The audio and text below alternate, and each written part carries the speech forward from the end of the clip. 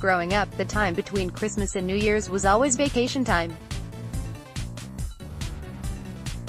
We kids were off from school and both of my parents were educators, so they did not have to run back to work until the New Year either. But we rarely went anywhere during this holiday, so it always felt like an in-between time.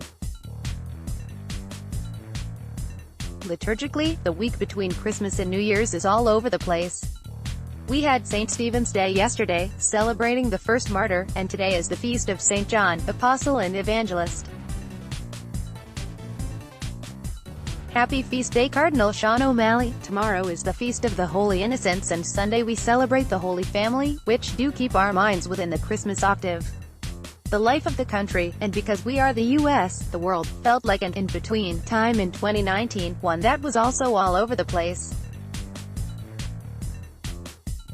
Trying to discern which way the national mood and the political climate was going often seemed like it had all the scientific precision of an ancient Roman haruspex looking to the entrails of sacrificed animals to predict the future. The year opened with Nancy Pelosi becoming Speaker of the House again, and using her majority to pass a whole raft of legislation, but most of it died in the Republican-held Senate. The Speaker was determined to do one thing: keep the Congress from pursuing impeachment proceedings against the President, fearing they would backfire, especially against those newly elected Democrats, who had to run for re-election in 2020 in districts that President Donald Trump carried in 2016. Pelosi's determination could not withstand the president's brazen attempt to convert the coin of the realm into his personal coinage, and the year ended with a president impeached for only the third time in our nation's history.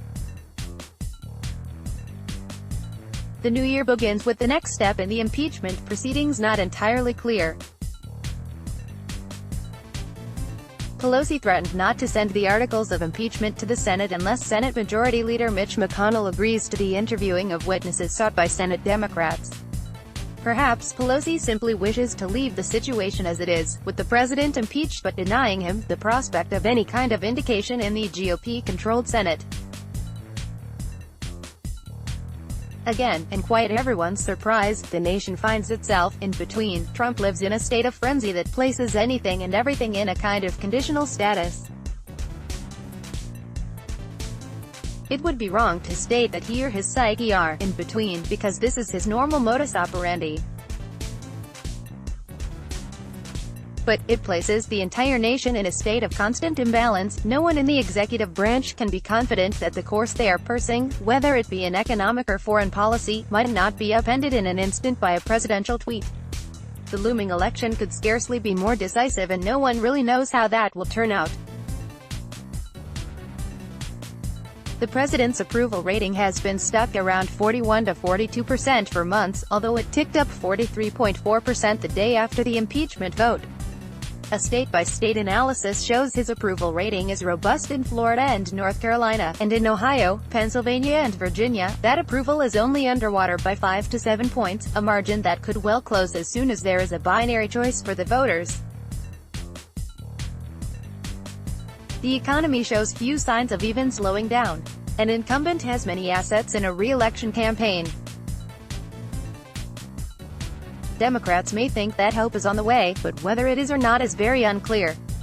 The Democrats themselves face a critical choice: will they support someone who does not see the need to fundamentally change the very economic structures that made Trump's election possible, or will they select an economic populist who can go toe-to-toe with the president in parts of the country, especially the Midwest, that are still economically distressed? Or, as I framed the choice in my report from New Hampshire, will the Democrats nominate someone who understands the necessity of returning to the original Bretton Woods economic structures, or someone who is content to tweak the Thatcher-Reagan laissez-faire economy that has hollowed out the middle class?